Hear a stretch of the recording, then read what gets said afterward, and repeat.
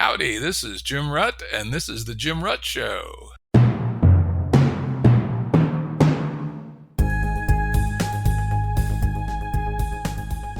Listeners have asked us to provide pointers to some of the resources we talk about on the show.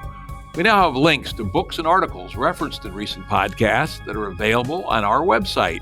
We also offer full transcripts. Go to jimruttshow.com. That's jimruttshow.com.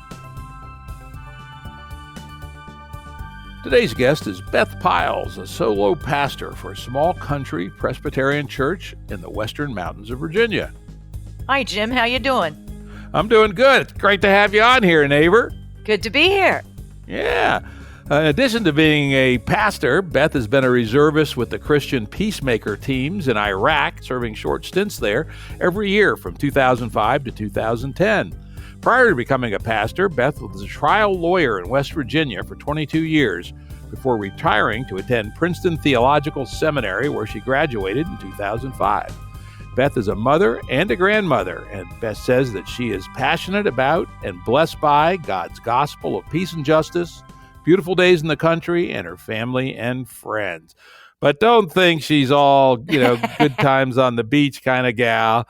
She's also a self-described curmudgeon, listener to of different drums, a girl boys used to write poetry to, an angry woman. Oh, yeah. And a craver of peace. Let's not forget that. Absolutely. And she's a good friend of mine and my wife's. Her church is in the town of McDowell in Highland County, Virginia. What do you think McDowell has? A population of 50, something like that? I'm going to say, yeah, that's probably a good guess on a good day. Yeah, that's what we always guessed. It's so small. It doesn't even appear in the census records. Oh, well. My wife and I live 5 miles down the river, and there may be 20 houses between us and Beth. That's how amazingly low the population density there is in the county. So, Beth, what's that amazingly low population density mean to you and the work that you do? Wow, that's a good question. I think that it's the blessing of neighborliness, because there are so few of us. It's not just that we know each other, it's that we have to count on each other because there isn't anybody else. So I'm the chaplain for the fire department, for example, and we often talk there about they respond to whatever call. It doesn't matter if you're best friends or not, because they go because you need them. And that's really the credo, I think, in a sparsely populated place. It doesn't matter what we think of each other. We're always there to help because we have to. Yeah, we certainly don't have that standoffish suburban thing, right? If someone needs help, they'll come and ask you, right? And then the expectation is you will help, right? Well, absolutely. And that's the way community used to be and should be, at least in my opinion. I'm with you there, my brother. The other thing that we noticed after we moved there is that I think there's something about the very low density population in Highland that allows people to be unique. The people are each one quite different from the other. And I found that to be very interesting. And also probably because they don't interact with people as much as people do in more populated areas. Some of them, at least, are amazing talkers. In fact, we still have our rule of thumb. Don't talk to X unless you got 45 minutes, and Y, 90 minutes. And one of our dear friends now passed on who very much kept to himself. He did enjoy company, but if you stopped in, you better have 4.5 hours, and I'm not kidding. I could probably guess who you were talking about, but I know exactly what you mean. I just love that about Highland. Each person's different, and they could tell you some stories now. Those stories are well worth listening to. So one obvious question to ask, Beth, is what kind of personal transformation led you from being, I'm presuming, knowing you pretty well, a hard-ass trial lawyer, to becoming a pastor? That's a big change.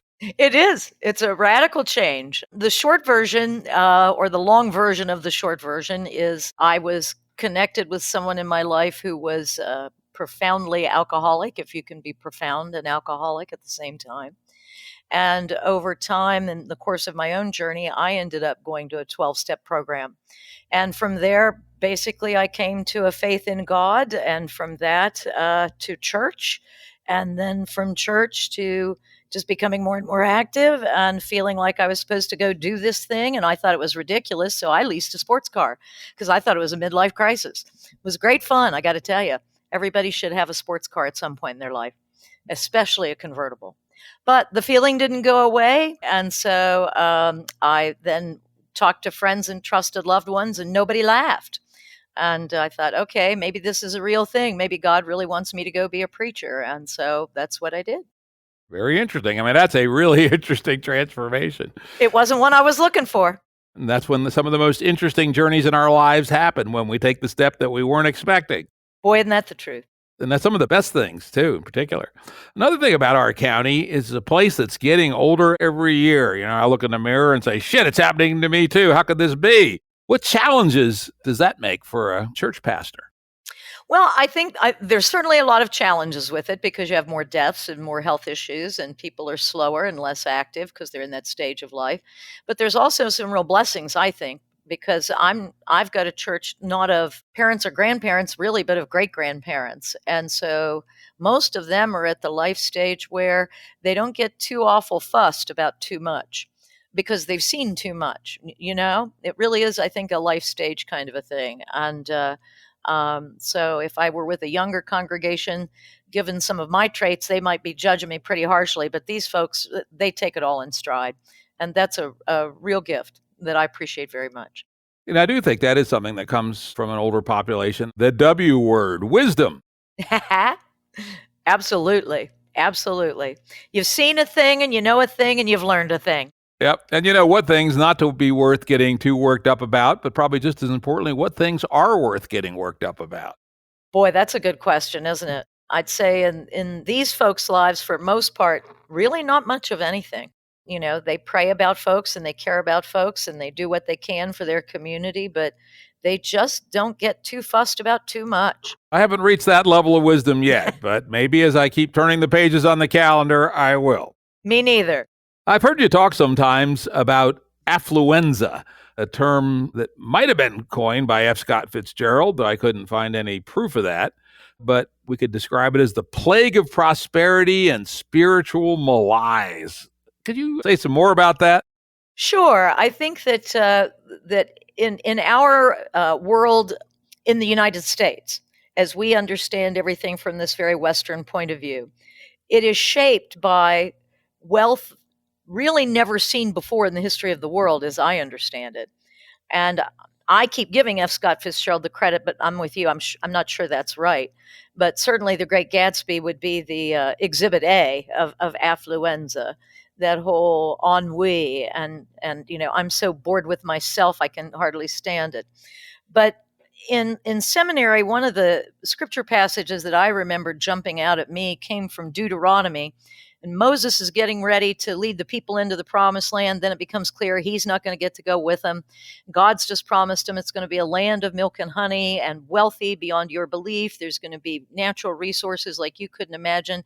And you will not have done a thing to earn it. I will simply give it to you.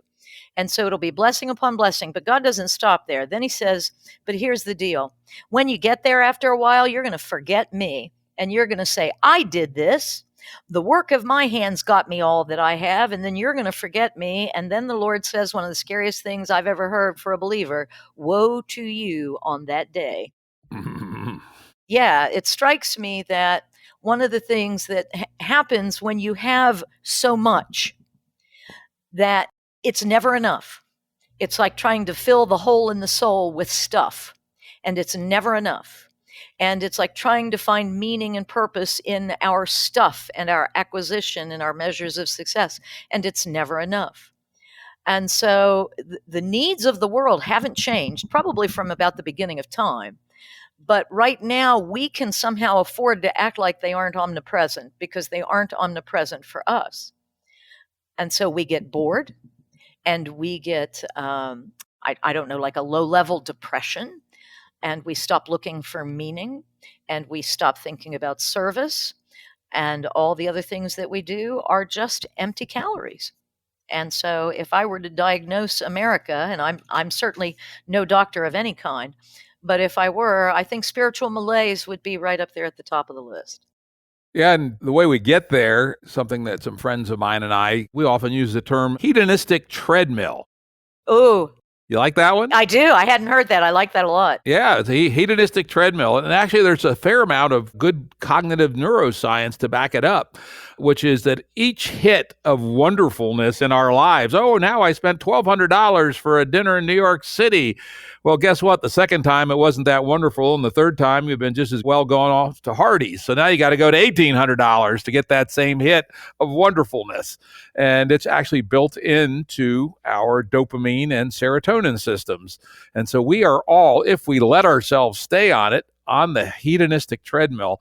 And it strikes me that one of the key features of what our society has to do, if we're not going to drive our society off a ecological ledge here in the next 50 years, is learn how to step away from the hedonistic treadmill and to find meaning in other things. I think that sounds pretty wise. And I love that phrase. It's so descriptive. But as I was listening to you describe the actual science, it also sounds very much like addiction processes, doesn't it? You need more and more and more. It absolutely is. Yeah. Wow. Wow. I think it's literally true. The other one, it's just on the annoyance side, a little saying I like is if you're not careful, once you become affluent, you end up as a janitor to your possessions. Wow. I love that. Yeah. There's a prayer in Proverbs. I couldn't lay my hands on it, but it's in the book of Proverbs in the Bible. And basically what it says is, Lord, do not let me have too little, right, that I may resent what I don't have, nor too much. And we often hear that prayer in one form or another about not having too little, but you very seldom hear somebody praying not to have too much.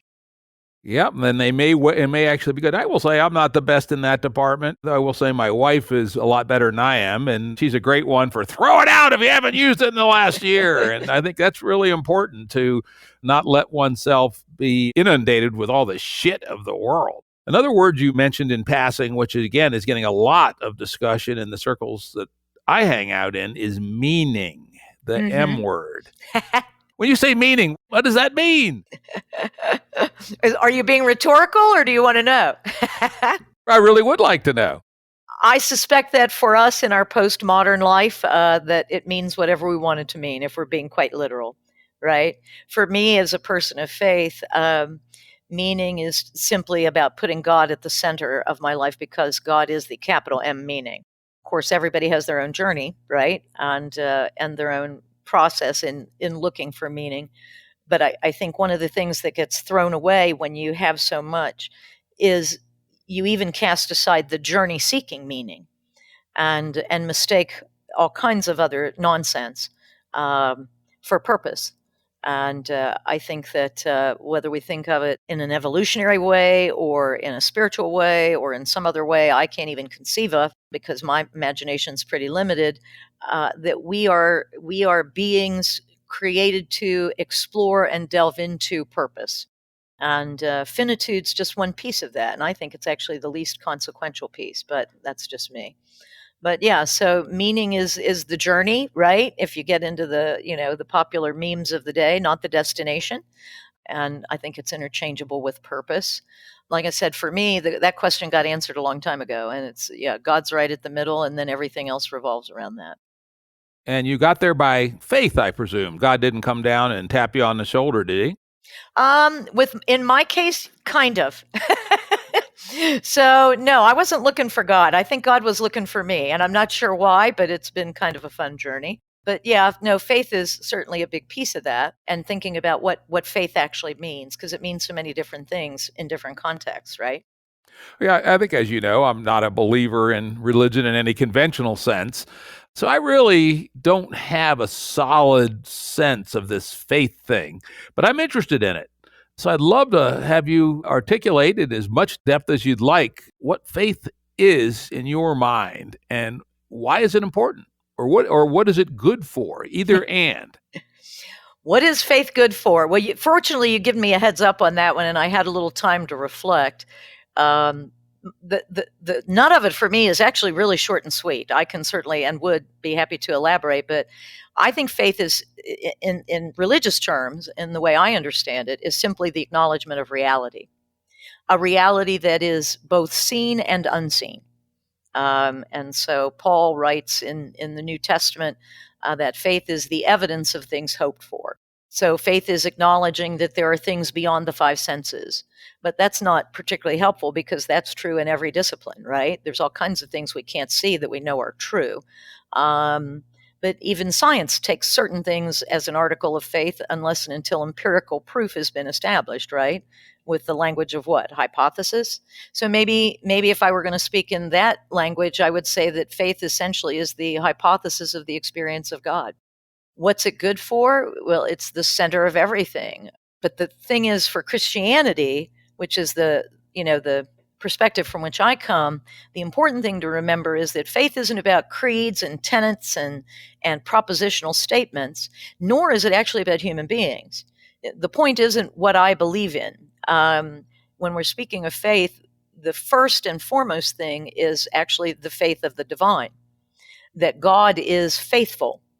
So in those scriptures, historically, people aren't talking about God or no God, which tends to be the discussion of our day. At that time, they're all pretty much thinking, yes, God. What is that God or those gods like? What is their nature or his nature or her nature? And so the central kind of unifying piece for the Hebrew and Christian scriptures is that God is a being who is faithful. And so from that, then everything else flows. So what is faith good for me? It is establishing the linkage by which I know the nature and identity and character of the divine whom I worship, and thus know what I am made for and how I am to be. Yeah, I'm not sure what it's good for. It just is, whether it's good for anything or not. You framed it, which I thought was probably about right, as the hypothesis of the existence of God.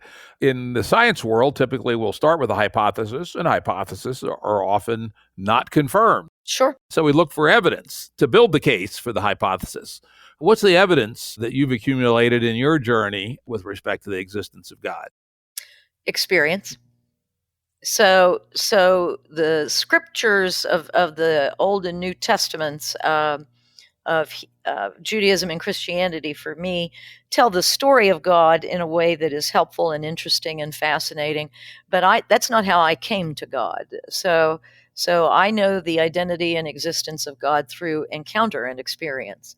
And I encounter God and have encountered God, in my understanding, both directly and mediated through other people and events in my life, most often through other people. And so you or I may know people who have a certain quality. We might want to think of it as the quality of goodness, but that's not it. People who just look like they are happy and whole unto themselves. Some people may describe them as having a light shining from them. People with that inner serenity and contentment. And those folks that I have encountered in my life have been people of a great and constant and unwavering faith. And they had something that I wanted. And they shared with me the best they could their own journey and experience. And then, as I said, I've had my own encounters. And so my credo of faith, if you will, is pretty simple. Because I came to faith as an adult, I can say I have lived my life with God and without God. With is better. That's it. With is better. And when I say with is better, I don't mean my life got better. The truth is, after I came to faith in God, my life got so much worse you can't even imagine. But I got better. And that's the paradox. It wasn't about the quality of my circumstances. It was about the quality of how I experienced my circumstances. So I have that as a very pedestrian, feet on the ground kind of an experience. And then I've had a few experiences that would be, what would the word be? I guess transcendental. Where you feel like in the Scottish traditions, they'll talk about thin places, meaning geographies where the distance between you and the cosmos where the divine resides is so thin you could literally reach your hand out and touch the face of God. And so I've had a couple of encounters in thin places, and those have been, of course, very meaningful to me and transformational. But the irony is none of them came to me to help form my faith. They came after I was a person of faith. So they were just part of the encounter story. And in one or two of them, I'm yelling and cussing at God pretty good, I got to say. But big shoulders, divine took it. So I don't want to push you on this, but Mhm. would you be willing to talk a little bit about one or more, let's take one of these maybe called mystical experiences or near encounters with the Numinous? Sure. So one was the most recent one that I was thinking about when I said I was yelling at God. I was working with a group of Christians in another worshiping community, not my own, who were in conflict and trying to resolve the conflict very unsuccessfully. And they were quite angry, and they were ultimately very angry with me. I was representing, the whole. And so it was a very challenging time. And I'm a peacenik, right? And so I'm doing a lot of peace and reconciliation work, and none of it's working. And ultimately, none of it did work, at least from my point of view about getting reconciliation. And so for about 3 days at one point, I found myself weeping continuously, not like sobbing, crying, but just tears were running down my face. I'd wake up in the morning, tears. I'd go to bed at night, tears. They just didn't stop. And I actually started looking stuff up because medieval women did this. And I always thought it was kind of creepy, frankly, and a little like the hysterical woman in quotes, right? But I just couldn't stop it. And I was quite annoyed, as you might imagine, and I'm driving, you can imagine it, down 250 right into McDowell, passing the Griffin House, and God is sitting in the car seat beside me.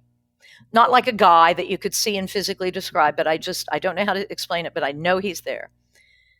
And I said, and I quote, "What the fuck am I supposed to do with this?" And there was a pause, and then I heard a voice very distinctly say, "Love them." That's it, love them. And I said, "You have got to be kidding me." Not another response. I looked to the car seat because I'm talking to someone who's sitting there. And I said, "Really? You're the God of the universe, and that's what you've got for me? Love them? Are you kidding me?" Not another word. And I said, "Really? Now you're going to go radio silent." And God stayed radio silent. But what happened in that 60 seconds was that the tears had stopped. I didn't will them to come, and I didn't will them to leave. And they had just stopped. And so I sighed and I said out loud to God and myself, "Well, that's what you told me to do before, and I thought that's what I was already doing, but fine, that's what I'll keep doing." And I usually don't like to tell it because the language actually was part of the conversation, and most people don't like to hear that I cussed at God. I wasn't cussing at God. I was expressing my own frustration, if anybody needs that caveat. But the feeling that I was left with was that I actually was doing exactly what I was supposed to be doing, and that it was painful and it was breaking God's heart, but it was how it was going to be.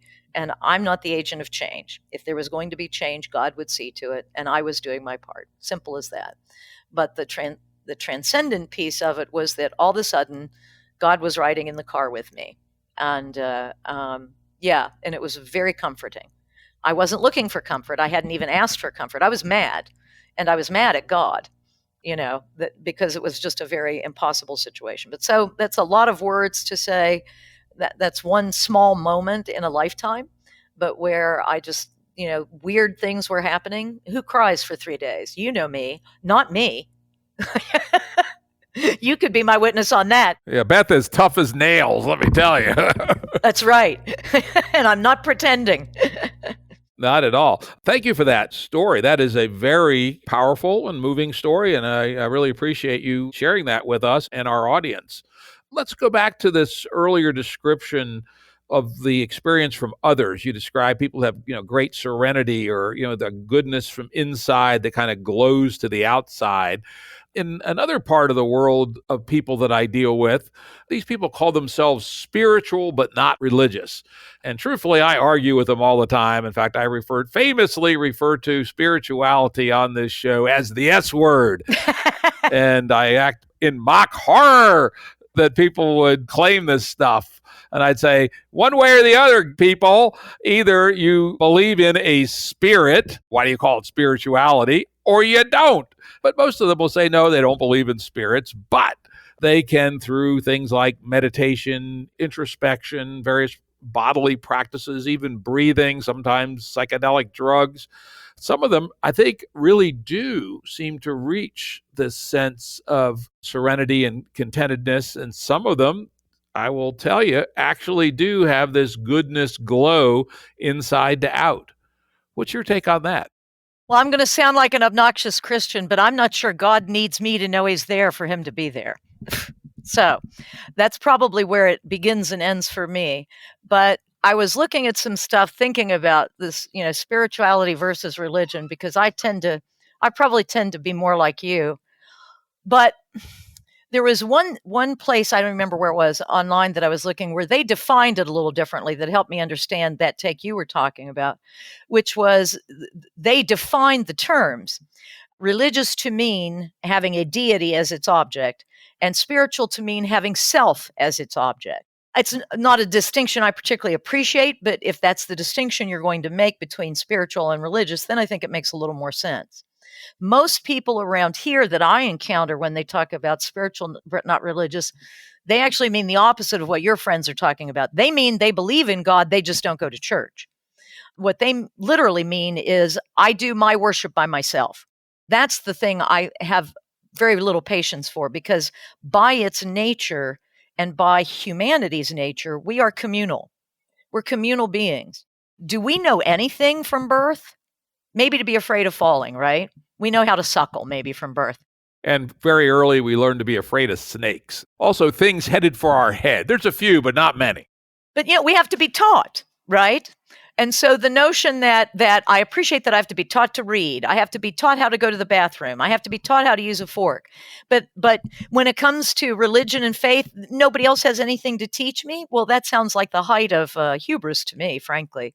We learn together, and in my tradition, we worship together. We are different as a group than we are as a series of individuals, even a collective set of individuals. So really, when we get to that spirituality versus religion thing, I don't know, because they've done studies on people who meditate with God as the object. I don't know if they've done studies on meditation of people who simply meditate. Yes, they've done a lot of them. In fact, Dalai Lama has... Well, but the Dalai Lama, whether we think of Buddhism as a philosophy or a religion, it has a center that is other than self, right? It's pretty subtle. I mean, Buddhism can easily exist without any sense of the supernatural.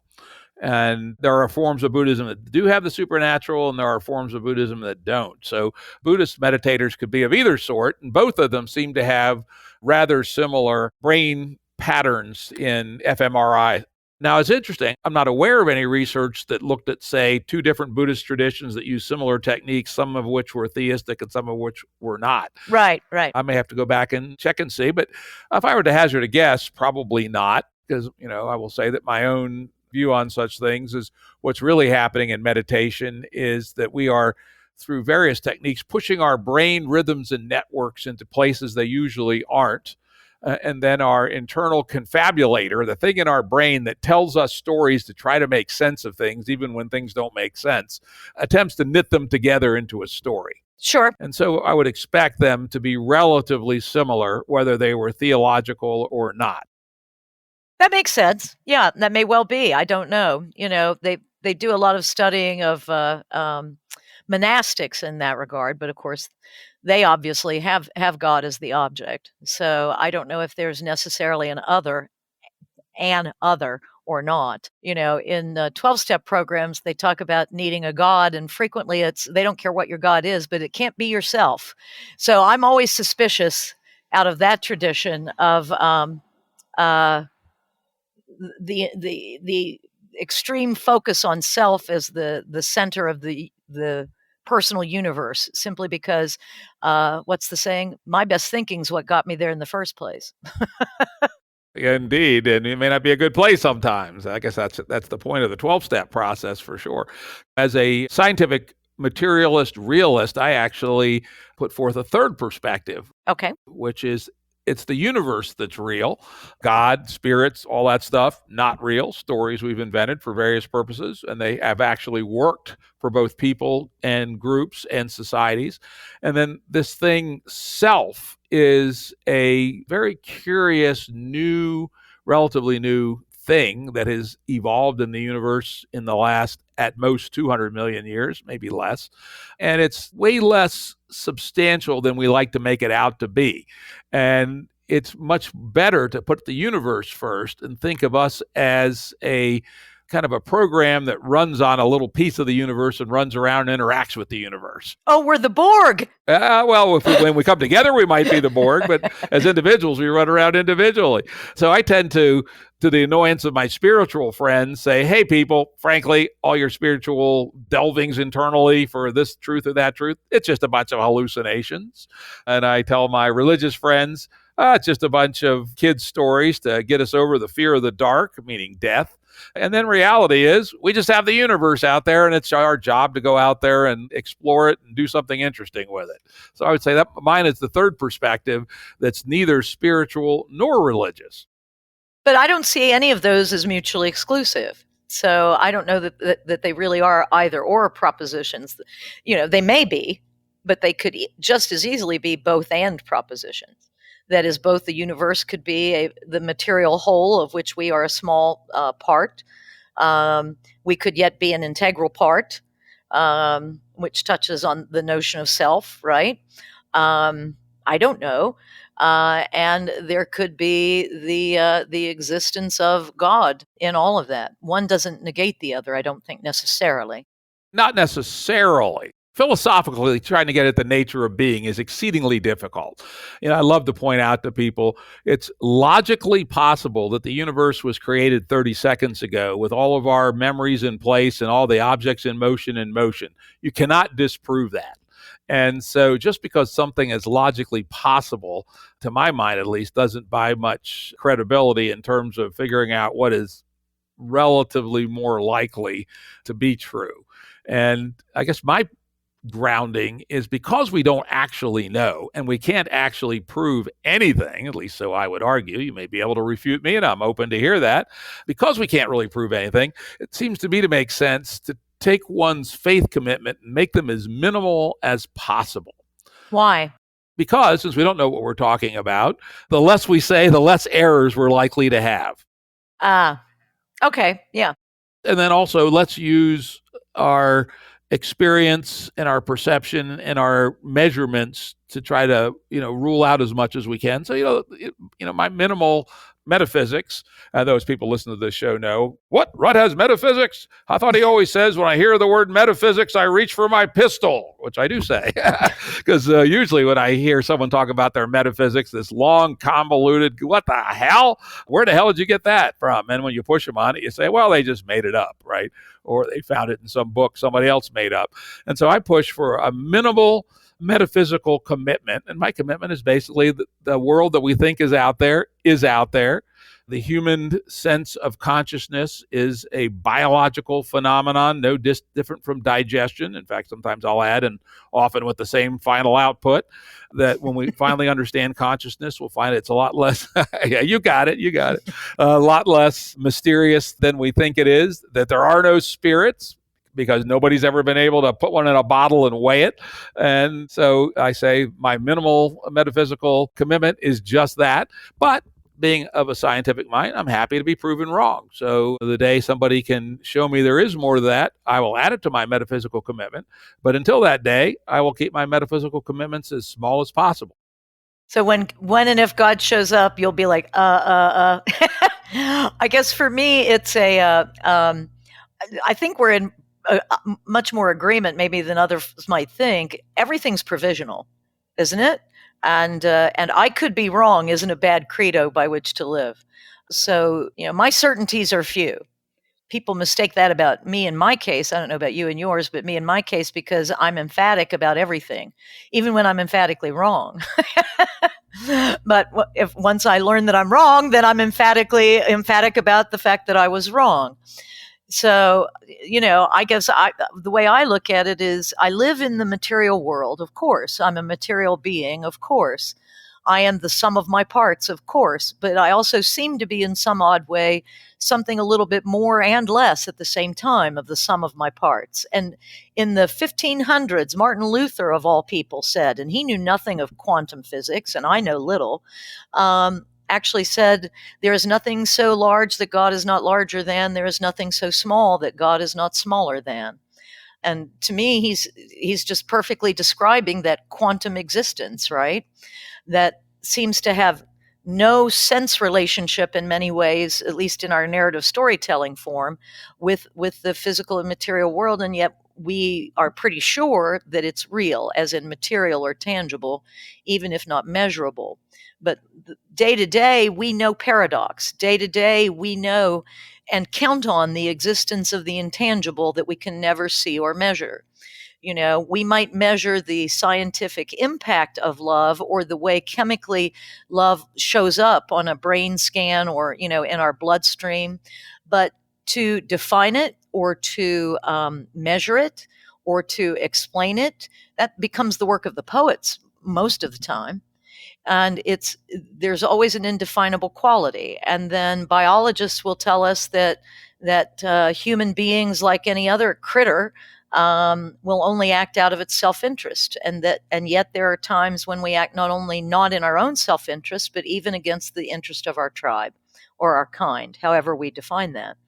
So maybe the exceptions prove the rule, or maybe the exceptions prove that there is something there that I can't see or touch or quantify, but yet. And the yet is also an important piece of it. I love science fiction. I don't read it as much as I can, frankly, because I'm too illiterate in science to understand a lot of it these days. But so, I'm a Star Trek girl, but that's about as deep as I get. But isn't it amazing that we can imagine worlds that exist in parallel or in tandem or in conflict with our own that we're not aware of as a scientific phenomena, but balk at it being a spiritual phenomena because we think those two are mutually exclusive? And I think maybe that's more about my lack of understanding or my lack of knowledge so far. So I don't know about you, Jim, but I'm kind of bummed out that I'm 65 or going on 65, only because there's some amazing things that are going to be happening in the next 100 years, and I'm just not going to live long enough to get to see some of them. I just turned 66, so I'm even older, God damn it. And there will be some things I'd love to find out, which I just won't, but I go, oh, well, that's there you life. Go. That's right. Quite literally. And I will say, in the last 5 or 6 years, I've been taking a pretty deep dive into cognitive science and cognitive neuroscience. And the more I learn there, the more I've come to see that these spiritual type things seem to be programmed in. And when I look at the anthropology and history of how faith communities have worked to establish group cohesion, I can see a perfectly reasonable story of how those could have become evolutionarily fixed, that groups shared a belief system, lived together more strongly, fought together more strongly, fought with each other less, and reproduced more. Let me ask you then, so does the biological truth of something or its sensibility negate its spiritual reality? One just doesn't seem to have any impact on the other to me. Yeah, I would say they don't. Right. And in fact, my general refutation is, well, if religion makes us good, it must be true. Then I say, well, does that mean that because Santa Claus makes 4-year-olds good, Santa Claus is true? Yes.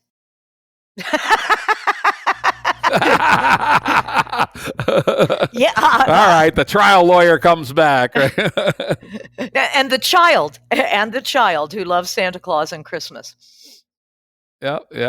But I use that as my standard refutation to that line of argument, which is just because it makes us good or even that it works or is biologically good for us doesn't mean it's true in an objective sense. But it doesn't mean it's not. It doesn't mean it's not. Yeah. It doesn't mean it's not, just like I cannot prove the universe wasn't created 30 seconds ago. And I will say that I think you and I are very similar in this regard. The way I describe my views is strongly stated but lightly held. I like that. I sometimes sound pretty ferocious about things, but I have on several occasions turned coat and gone to the other side if I see the evidence. And so I hope to remain that way to the end. I hope I don't become a crotchety old curmudgeon who will never change their mind. But sometimes I do bark a lot more than I bite. And I don't think there's anything wrong with that, really. I was also glad that you said you were a Star Trek girl, because that means we're the same tribe. One of my big divisions of the world is between Star Trek people and Star Wars people. Oh, there's no contest. Yeah, none at all. How could anybody be a Star Wars person? But they're out there by the bazillions, right? Absolutely. No, that's maybe a generational thing, but yeah, I like to think it's a thoughtfulness thing, but that's just me being obnoxious. Did you know there's a new Star Trek thing out? The new Picard series that takes Yes. the Next Generation storyline up to a new level? I've been watching. Yeah, it's fabulous. We haven't started it yet. We got a couple other streaming shows that we're watching, but it's on our list. I'm glad to hear that it's good. I figured it probably would. Let's take another little different turn here, and maybe a little surprising from the previous line of comments, of mine at least, is into theology. One of the things you mentioned is that within your religious tradition, it happens as a group. I will confess, having been raised a Catholic, which I rejected after having an epiphany when I was 11, that the whole damn show was something made up by humans to control other humans. Our view was that the Protestants claimed that religion was a personal thing and not a corporate thing. Could you unpack that? I mean, I was 11 years old last time I heard any Catholicism, so I probably misinterpreted it. But how would you compare that Catholic view on Protestantism versus your claim that you see your kind of religion as community-based or collective? Well, I think there's a fair critique from the Catholic Church toward Protestantism, and my Methodist friends are going to call and complain, but I'm going to blame John Wesley, the founder of Methodism, for the notion of individuality and religious experience. So out of his own spiritual journey, John Wesley comes up with a couple of things that are, I would say, from my point of view, good in and of themselves, but get taken to a place never intended to be taken, particularly with the American experiment that is our republic. So it's a confluence of events. Pietism is the first thing, personal piety, an emphasis on good behavior. So in Methodism, which is not my tradition, the path of salvation is the perfectibility of the human being, that we are capable of perfection and that our journey is one ever toward that, and our practices of personal piety are what get us there. And so that really does emphasize individual, not necessarily experience, but individual behavior, you see. And so then couple that then with Methodism growing in the Americas, and particularly in North America, and particularly in the United States. And what you have is, with the Enlightenment and post-Enlightenment creation of the Republic and recognition of the individual citizen up to a point, right? This odd combination. So we start talking about separation of church and state to mean one thing, and then by the time we come along, it ends up meaning what I think about my God is nobody's business but mine. And that's a direction that John Wesley never intended. And I believe it's not what the founding fathers were thinking about, without getting into a whole political discourse. But so you have these strains where that critique from Catholicism is actually quite fair. And so you see, particularly in the 50s, I think, and the 60s, the good Protestant is the one who's going to church on Sunday and then cutting whatever business deal he or she wishes to on Monday. And being a good person to their family, being a good Christian becoming defined as how you treat your family, as opposed to how you treat your world. So we lose that sense of what you were talking about earlier, that universality, right? And that was never part of the deal. So within historical Protestantism, and certainly as I understand it as a Presbyterian, there is an emphasis on the state of the individual soul. So in Presbyterianism, which gets into predestination, which is a whole other debate or argument, but the emphasis there is on you don't need to worry about the state of your soul. It's the counter critique of Catholicism that you must be continuously worried about whether you're going to hell and continuously doing all these deeds that are prescribed, or else you're going to slip into hell even accidentally, it seems. And so John Calvin is trying to give everybody a pastoral word of comfort to say, there is only one soul you need to worry about, and lucky for you, it's the one you know something about, and it is your own. But once you know that you are in relationship with God, it's all good, because God will never let you go. You don't need to worry about Timmy's soul. Timmy's soul is between Timmy and God, and you have no say about that. But you can have comfort about the state of your own soul, because God has chosen you and grabbed a hold of you, and under no circumstances will let you go.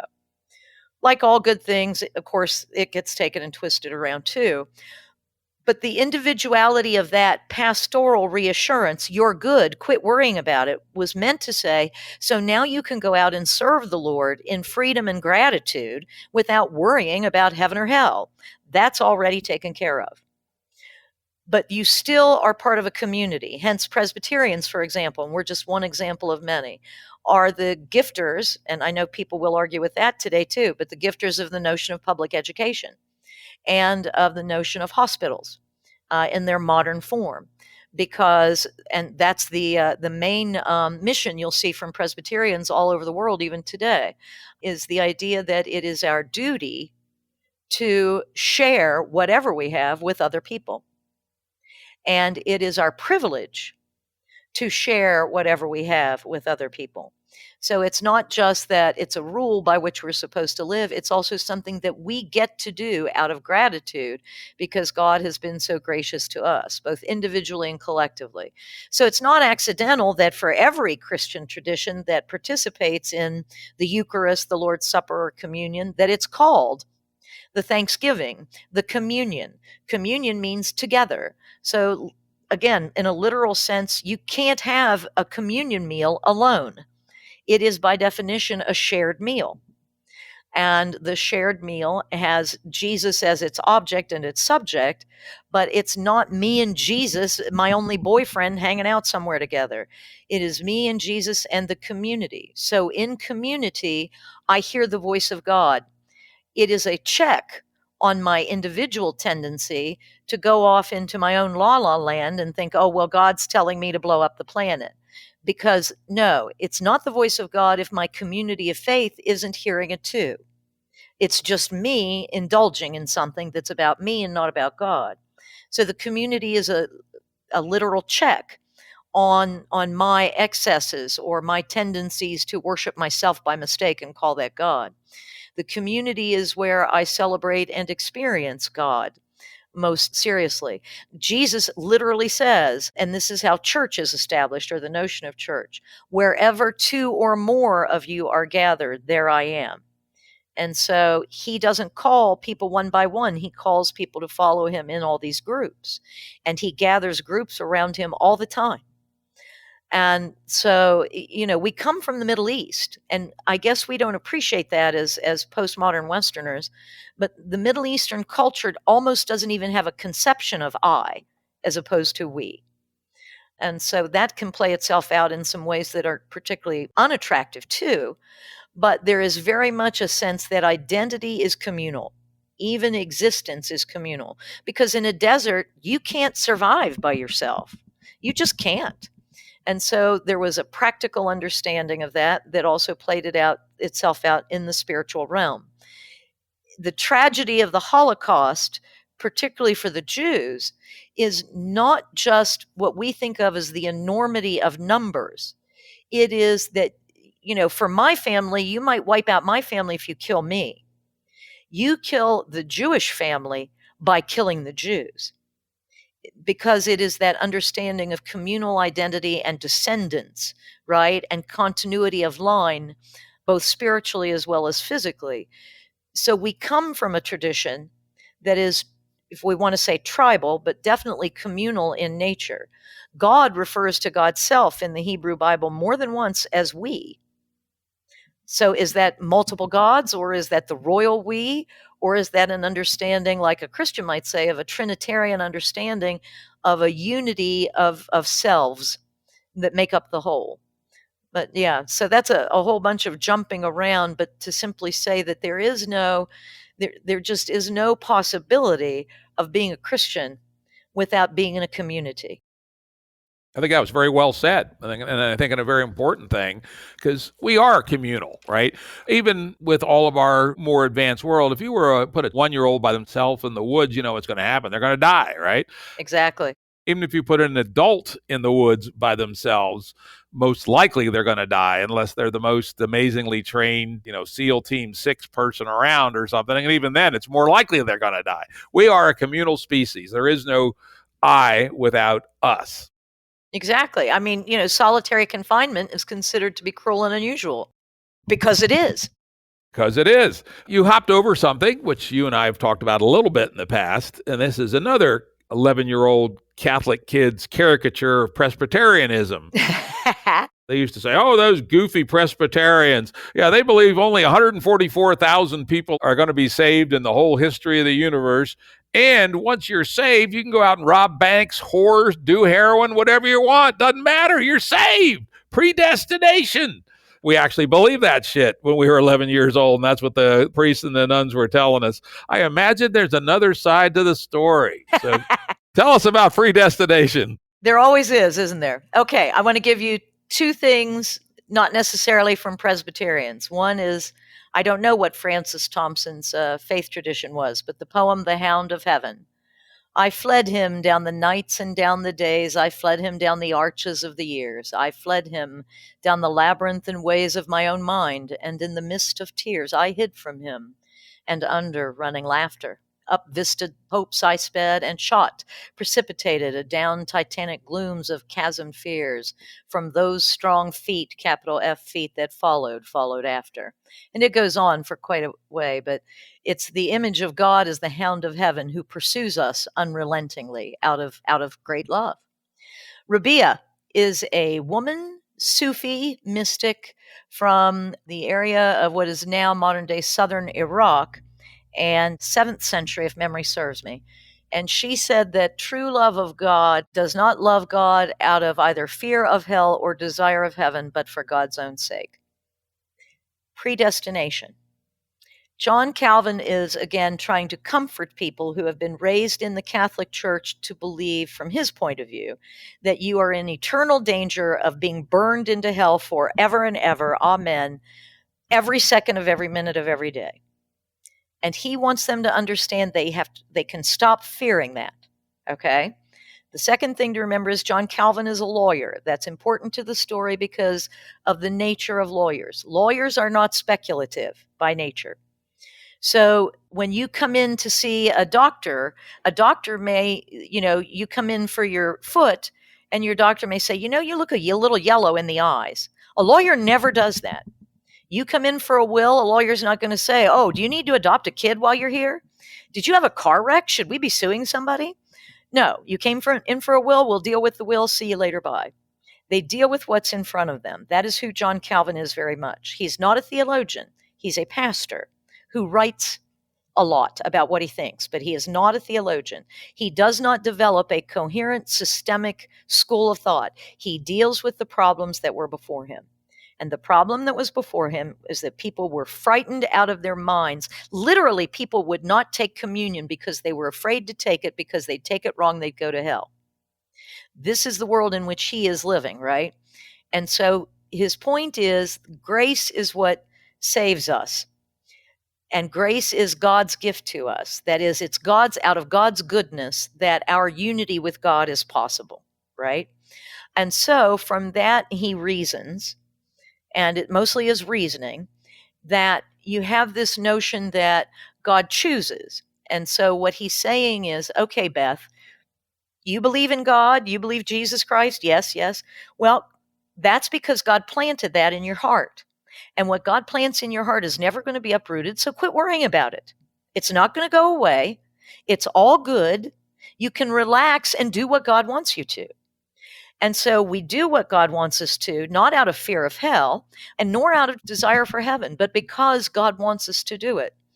And so when folks talk about, well, it's just license to sin, I would say to you that when I was 12, 15, maybe even 20, I didn't murder somebody or steal because I didn't want to go to jail.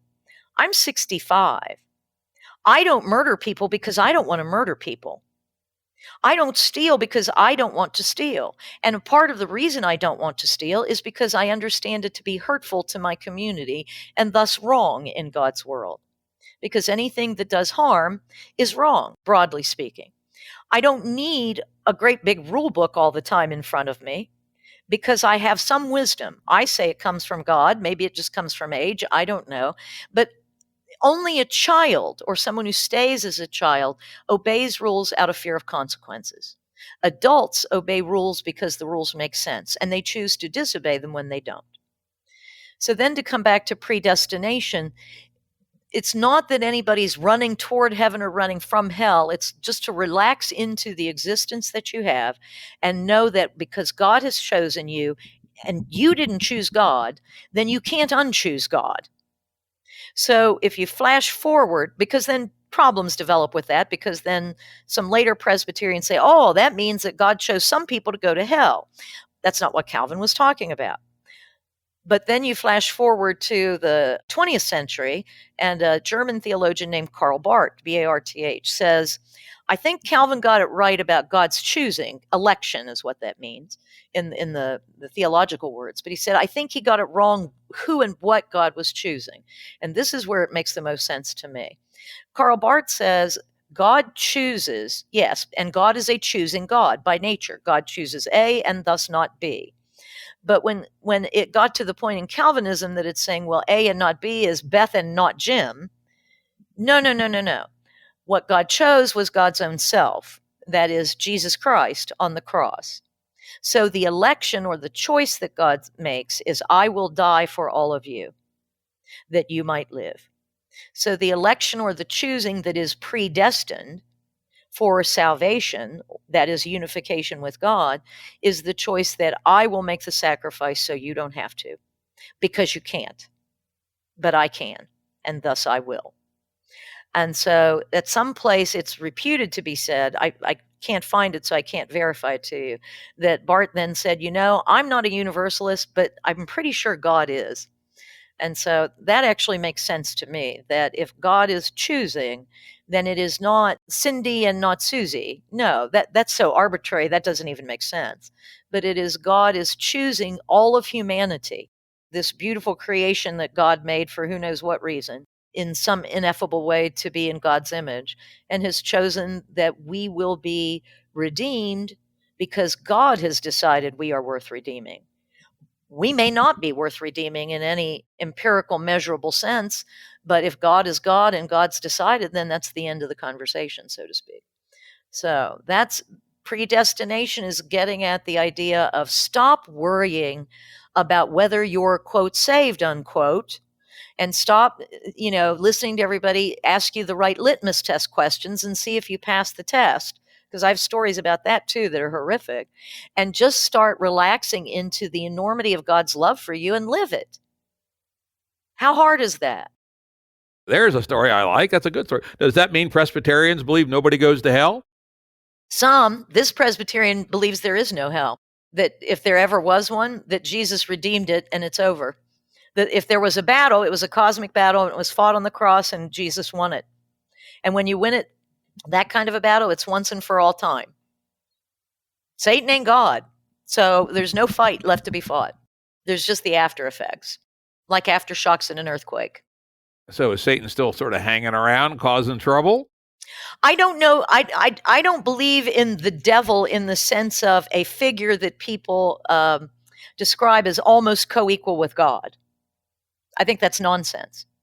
But if you read the book of Job, ironically, one of my favorite books in all of the Bible, and it's one of the most difficult ones, it begins with Satan as the figure of an advocate, ironically, a lawyer. He's the one who roams the earth, and comes back as kind of God's emissary and gives him the reports. And so as the play in Job goes, right, God says to Satan one day, have you considered my servant Job? And Satan says, yeah, he's a good guy, but he only loves you because you give him stuff. And God's like, that's not true. And Satan's like, yeah, take it away from him, then see what happens. And of course, then you have the whole story of Job. And the real ending of Job, because there's an add-on later, which disappoints me, but the real ending of Job is Job demands God come down and give an account of God's self, and God does. And can't you imagine it? Imagine Star Trek, and imagine the Q shows up for the first time, right? Wholly other than anything you've ever encountered. And what's your reaction? Silence. Utter amazement. Total bafflement. Words that don't make any sense. And that's exactly what Job does. Basically, he says, he falls down in the dust and basically says, my Lord and my God. Every question he had disappears because God simply showed up. Well, wouldn't it? I have all these questions. Well, how does it work like this? Why did this happen? Why did these children die? Why? And all of a sudden, this holy other being that I can't even imagine, let alone comprehend, is just standing there and saying, hello. The questions become immaterial, is the takeaway I have from that. So the Satan figure is there ultimately to provoke the conversation. He is a device, a literary device. And whether there's an actual being like that, I don't know. Most of the time, I think we do that to try to personify external to ourselves the badness that resides within us. There's a story in the Bible and it always troubles me too. And Jesus says at a certain point in time, we'll say it's Judgment Day, you're all going to show up in front of me, and the sheep are going to go to the left and the goats are going to go to the right. Sheep to heaven, goats to hell is the clear implication, right? And so you're like, oh my word. So the story goes that there's a group of nuns who are at a seminar with this priest, and this passage is really worrying them because, they're dedicating their lives to try to do everything right? And, but who's a sheep, who's a goat? And so the priest says, okay, everybody stand up. They do. And he says, all right, if you've ever done anything kind for another human being, go stand on the right. Well, they're nuns. They all go stand on the right. And he's like, okay, how many of you have ever been thoughtless or unkind or cruel to another human being? Well, they're nuns, so they're honest. So they all go stand on the left. And he says, now do you get it? We are all of us, all sheep and goats at the same time. It changes everything. If you understand that the winnowing is not Beth from Jim, but what is within Beth from Beth. The winnowing of, if we want to be simplistic, the bad from the good, the wheat from the chaff, that which is of God versus that which is not of God. Because I carry both within me all the time. So is there a real Satan walking around with real demons tempting me? Maybe. I'm not in charge of the universe and I don't know. Is it smart to act as if there is? Probably. But at the same time, do I get to use that to get me off the hook? Not ever. And because God has predestined me to live within God's grace, I am thrilled to be able to do anything I can to live out God's will the best I can and ask God's forgiveness when I don't do it the best I can, which is pretty much every day. I kind of like that, That's much less horrifying than a lot of what gets passed off as Christianity with the hellfire and brimstone. Well, people have talked to me about that, and I'm like, there might be hell. I don't know. I'm telling you, I don't think so. But remember what we said earlier. I could be wrong. Here's the thing I do know, because I was in a whole lot of churches as a child. I was raised by an atheist, right? So my faith journey is from the opposite spectrum, going toward faith rather than away. But a whole lot of people talked to me for a whole long time, about different faith issues. And anybody who tried to scare me into Jesus, it never worked. Now, maybe there are some people who need to be scared to Jesus. I'm not one of them. The more you try to scare me, the more I'm not interested, because life's scary. Why do I want to sign on for more scary? If I have a choice or say in the matter. So that just never made sense to me. People have tried to threaten me into all kinds of behavior. It never works. As soon as you're threatening me, I'm digging in those West Virginia heels and saying, make me. Maybe some people need to be scared to heaven with threats of hell. I've never met them yet. That's a very hopeful way to be. If you're going to be a Christian, I like your form of Christianity more than I like many of the other ones I've heard of. Let's change topics a little bit here. One of the other things that you have done in your life, in your later life, besides being a pastor of a small little church in very rural Highland County, Virginia, is that you've been a participant in the Christian peacemaker teams in Iraq. Tell us about that, and tell us about your commitment to peace and whether or not you're a pacifist, and what you have done to live out whatever beliefs you have about peace and peacemaking.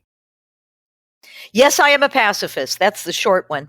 I've been a pacifist, I think, ever since I can remember. So while it is in accord with my faith, it's given birth before I knew about faith. And it was probably because of the Vietnam War, right? We grew up with that, with the evening news and the body bags and all of that. And so that was pretty formative to me. And the notion that we were lied into war became really evident at a really young age. And so I'm sure that's where a lot of that comes from for me. So to flash forward in time, when I was in seminary, I started seminary in the summer of 2001. And we were on a break between summer and fall semesters. And on September 10th, 2001, I went with a couple of friends to New York City. We saw a Broadway play. Nobody ever reports this in the news, but there was a deluge that was biblical. We got so wet, we literally had to run into a sporting goods store and buy new clothes to wear to go to this play. Earlier in the day, in the late afternoon, we'd gone up atop the World Trade Center towers. And so we were some of the last people to do that, go up and down and come out alive. On September 11th, I'm sitting at my desk doing some work. I'd sent my son an email saying I was kind of homesick. And he called me and said, "Are you all right?" And I'm like, "Yeah, I'm just a little homesick." And he said, "Turn on the TV." And so, of course, then on September 11th, I saw what everybody saw. And I remember my immediate response was, "We're going to go kill a bunch of brown people." And I was in conversation with a lot of seminary friends.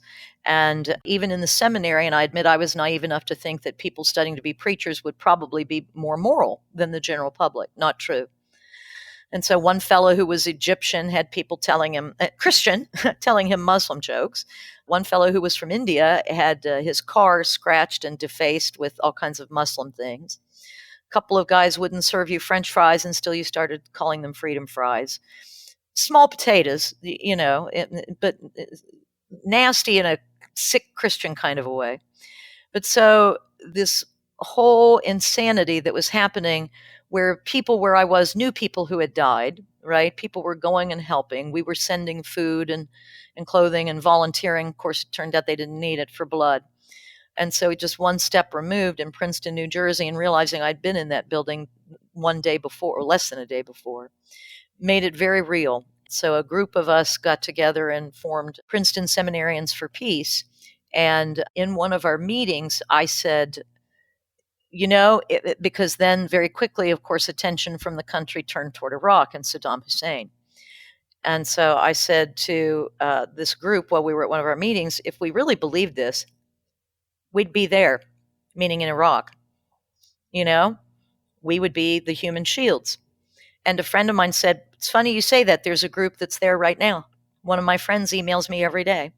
And so my friend forwarded me Scott's emails from Iraq, where Christian Peacemaker Teams was, and with a presence on the eve of war there in 2003. And I just kept following them and paying attention and learning more about them. It was a group that was born out of the Mennonite tradition. And in the 80s, a Mennonite had given a speech because, of course, Mennonites are pacifists in peace churches. And he was challenging them to get away from the idea of letting the state protect you and just sitting back on your laurels. And saying, if we really are pacifists and believe in peace as a way of being, we need to be where the violence is. And that spoke to me like probably nothing I think I've ever heard. And so that was the foundation of this group. And so they were in Israel, Palestine, and still are. They were in Iraq and still are, and some other places. So I applied with them and went to Colombia, South America, for a 2-week stint where they kind of watch you and evaluate whether they think you'd be suitable. And then I went through their month-long training in Chicago in the summer of 2005. And I went on my first trip to Baghdad. The team was in Baghdad at the time, living in what American soldiers called the red zone, which meant everywhere in Iraq except the green zone. And we went unarmed. And we worked with Muslim peace groups in Iraq and others, human rights groups and so forth. One of the things they did that I think is pretty amazing before I was ever there was, if you'll remember, Seymour Hersh wrote about Abu Ghraib and what was going on there. My group was pretty much the last Western group to be there because of the kidnappings that started happening. And we are a violence reduction group, and usually we accompany people in violent places in nonviolent ways. So we're not a human rights group. We're not Amnesty International. So they didn't have any of those skill sets, but they had accompanied folks looking for their boys because boys would disappear. To be a boy in a Muslim country when the Americans are there is to be suspect of being a terrorist, just to be young and male. And so whenever they'd be out on the streets, our soldiers would arrest them. And so there were thousands and thousands being detained. Once they got out, their families started bringing them to our folks simply because there was no one else to take them to. And they started telling them their stories about what had happened to them.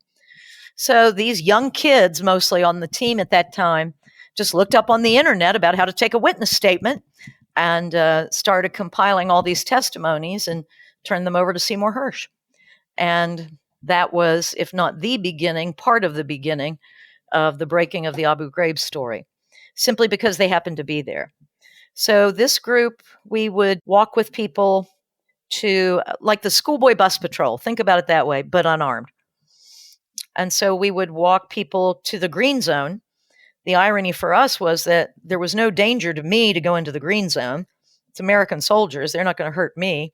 But it was very dangerous for the Iraqis to go there. Again, male, young, right?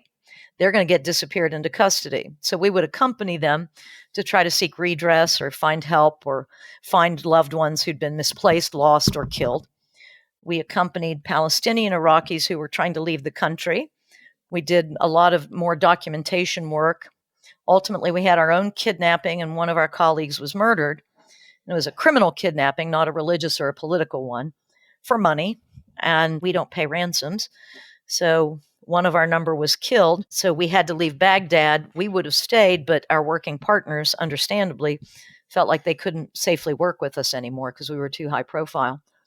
So we went to the Kurdish north of Iraq, and the team is still there. I haven't been back. I'm still in touch with folks, and I've done some other work for them here stateside, but I haven't been back since 2010.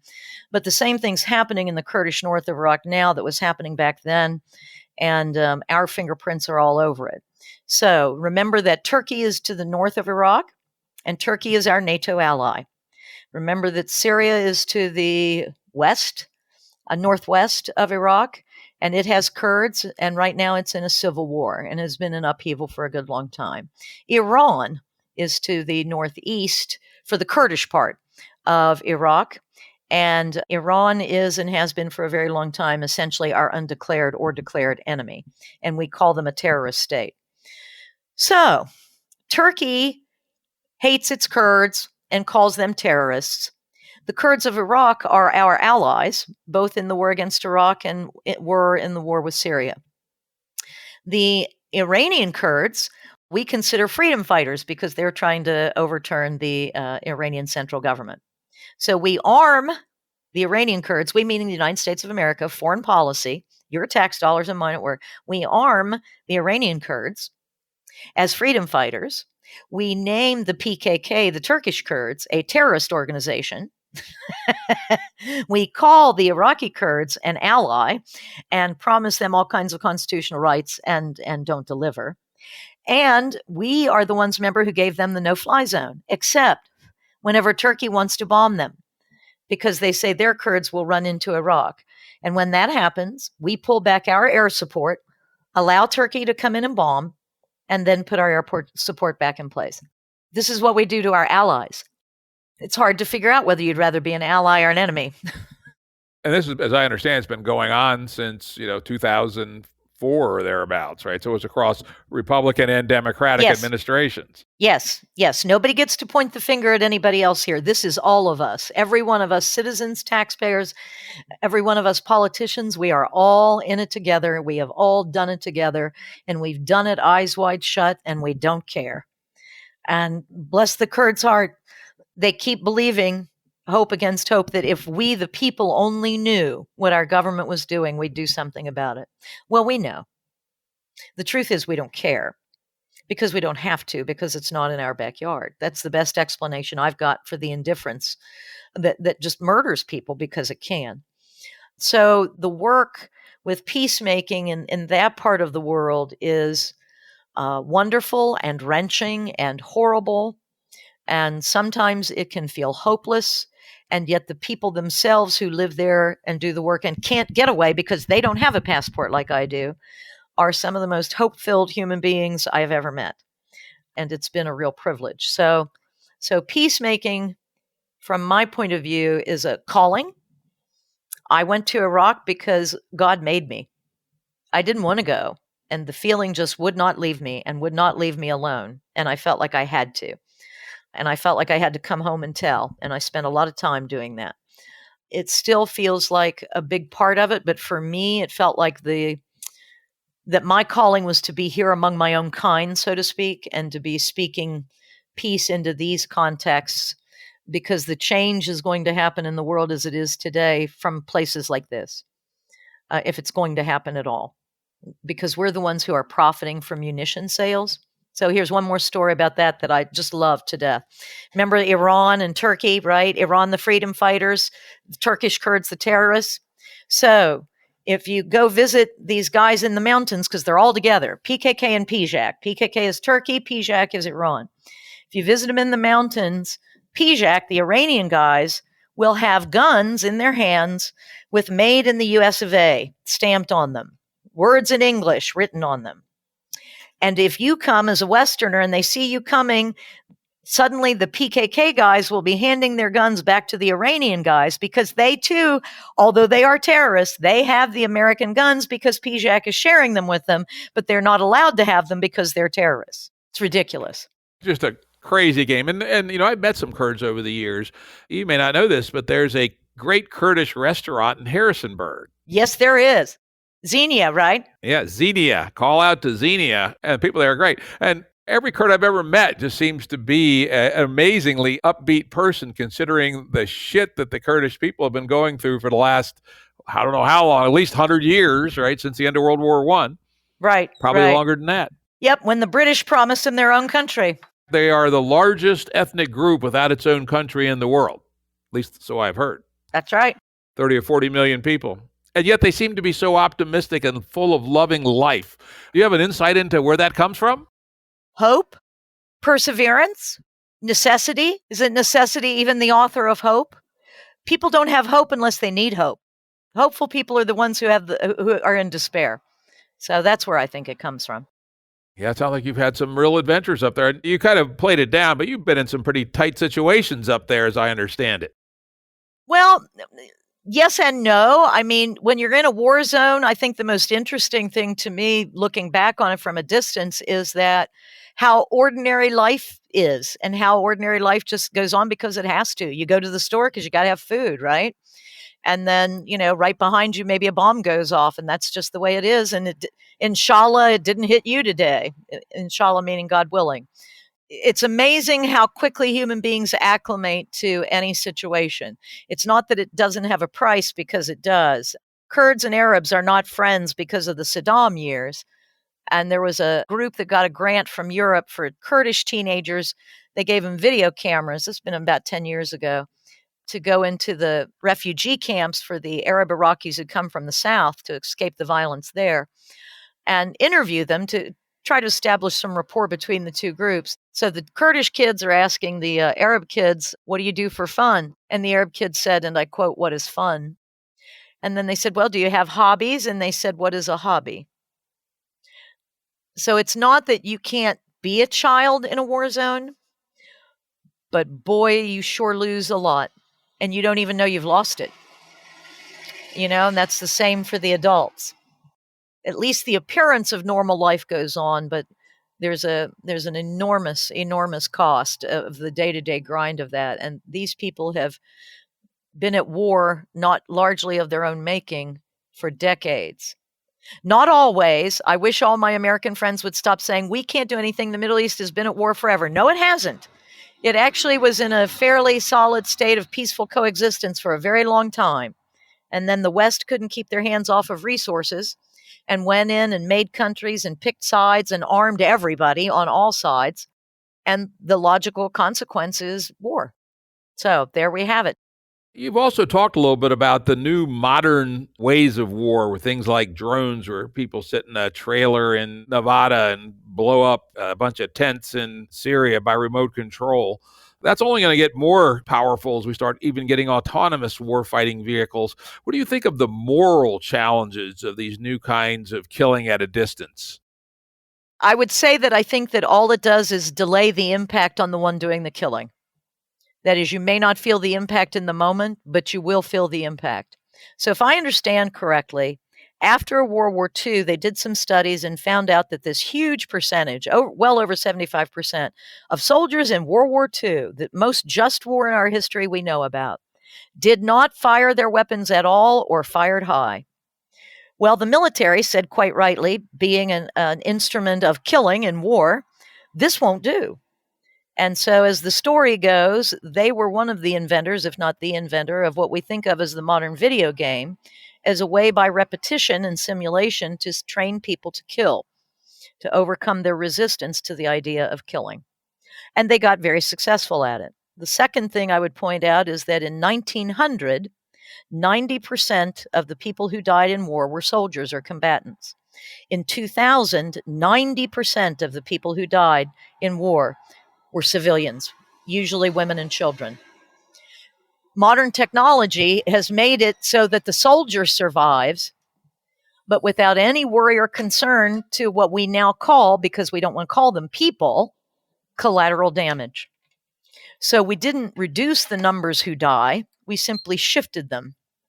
And that was pretty intentional because, of course, you invest a lot of money, time, and effort in a soldier. You can't have them die, even though they're the ones assuming the risk.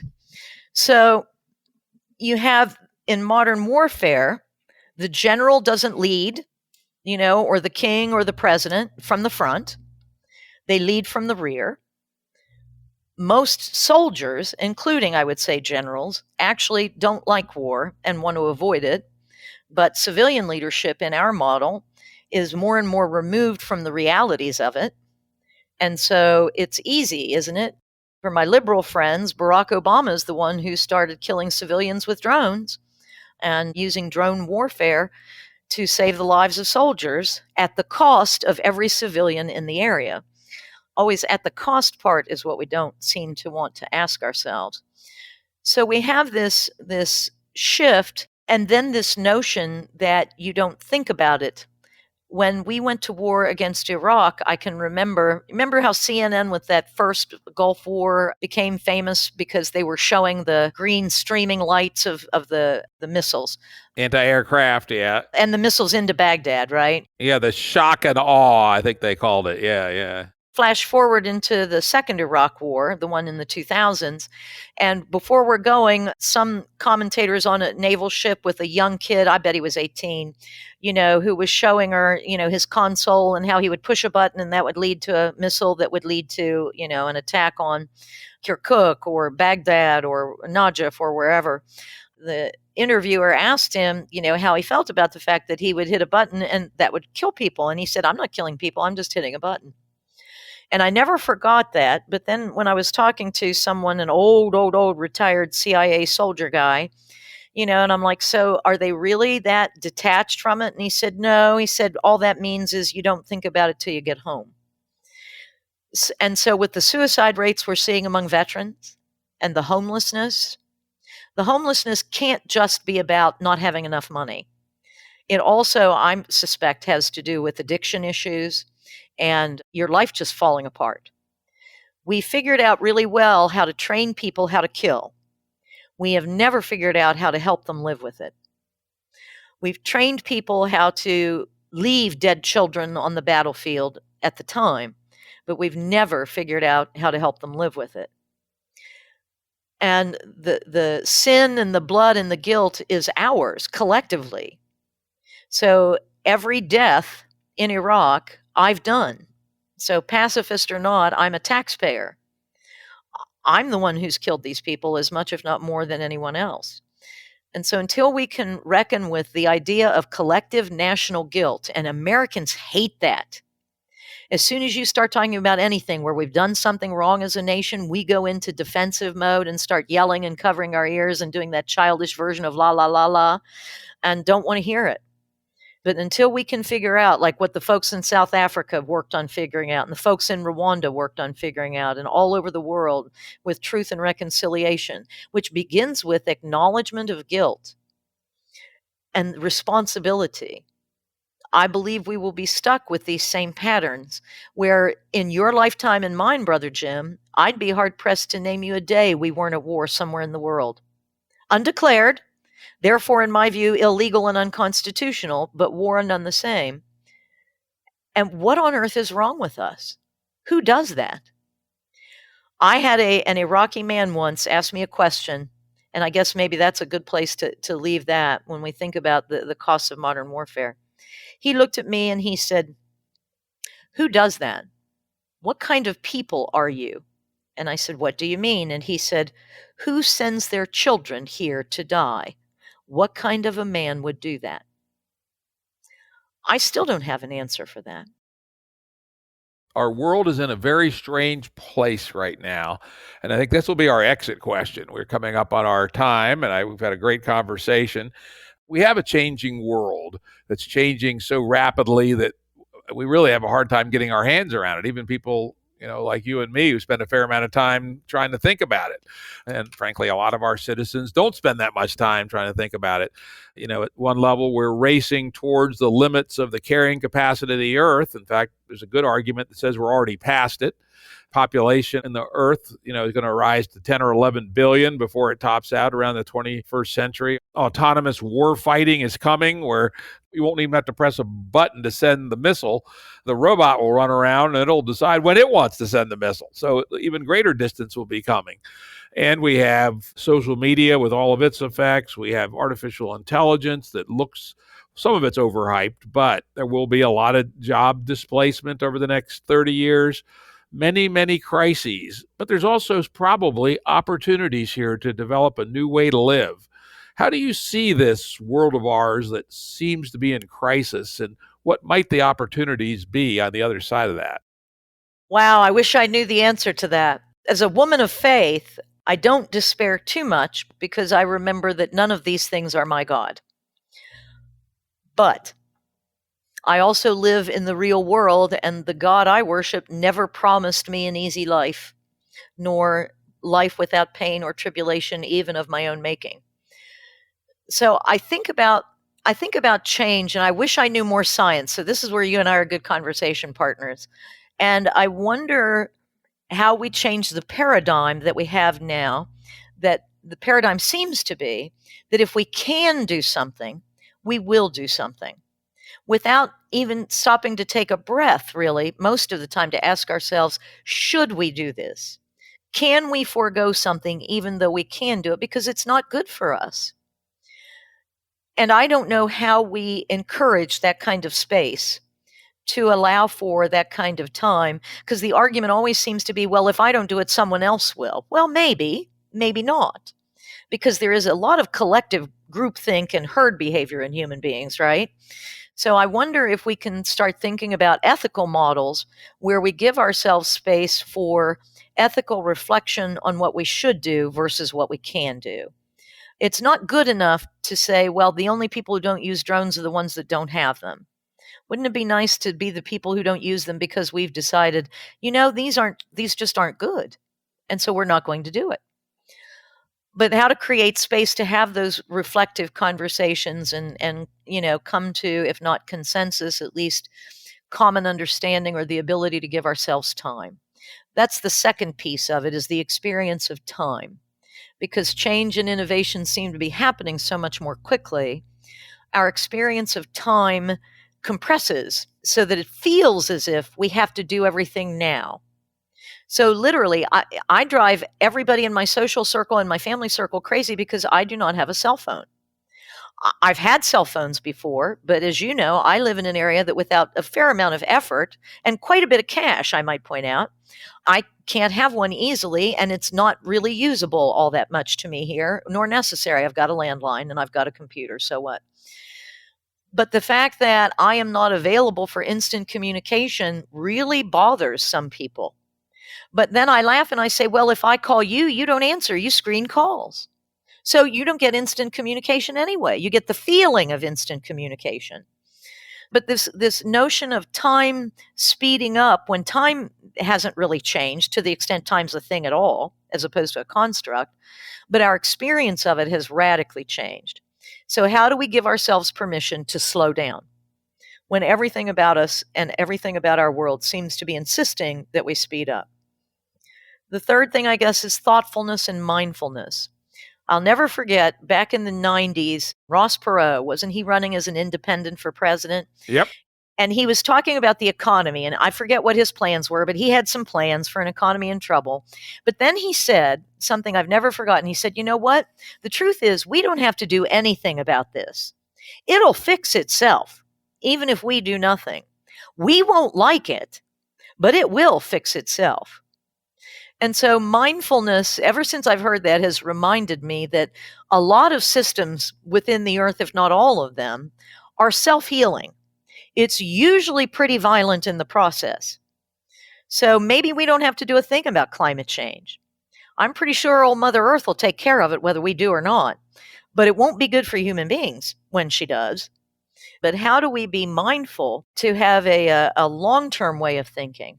You know, the Asian culture very much has built into it a long-term way of thinking. Our culture doesn't. We are very short-term thinkers. And there are things to recommend both. I think you need both. And so that, I guess, is the other piece, is how we move from competition to cooperation and understanding that I don't have to see the other as a threat to my existence, that you actually bring something to the table that I need that without you I wouldn't have.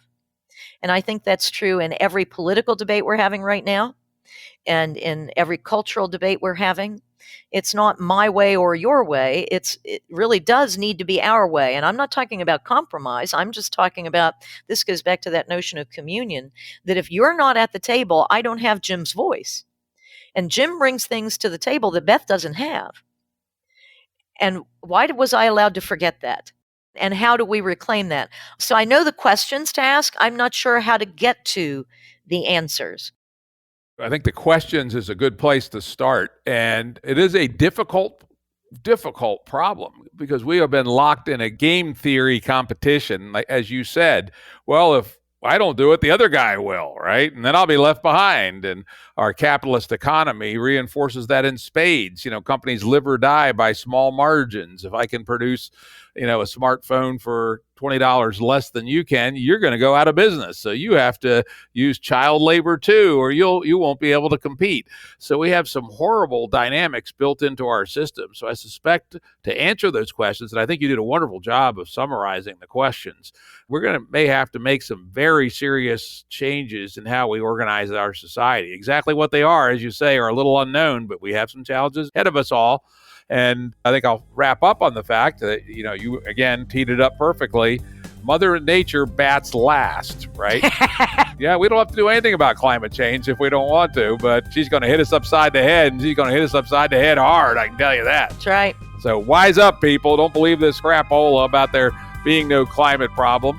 People who say that are, I presume not intentionally, likely consigning tens or hundreds of millions of people to ugly deaths. So let's get straight on this and let's get to work. Amen to that. Thank you very much. It was a great conversation. Thanks for having me. I really enjoyed it. Production services and audio editing by Jared Janes Consulting. Music by Tom Muller at modernspacemusic.com.